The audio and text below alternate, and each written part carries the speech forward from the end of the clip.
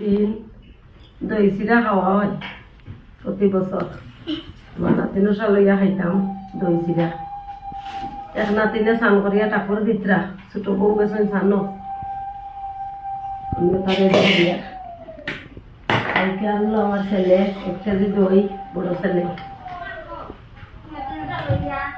KG দই আনলো। এখন গুড় দিছি, কলা দিছি, গুড়টাই আমি দাঁড়িয়ে কাটি নিব আর দিয়ে চিরা দই আনি দিছি কাটো তাকিয়া।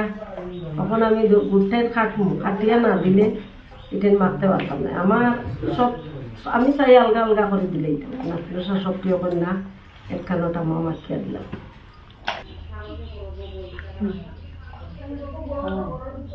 দুই আনছি চিরা, চিরাটাই ডাললাম কইয়া তেল গরম নাচলে গরম কই দিবা লাগে, একটু কই দিলে সবজি ডালাম। একটু দই দিলাম, দই দিয়া দেখি কিরকম লাগে।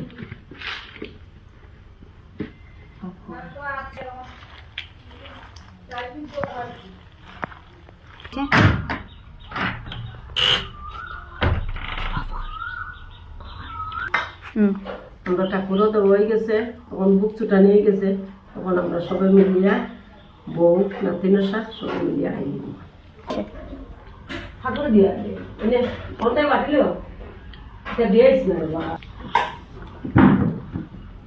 আমি তোমরা বুঝলো না বই রয়েছে, বই ধরে দিলাম।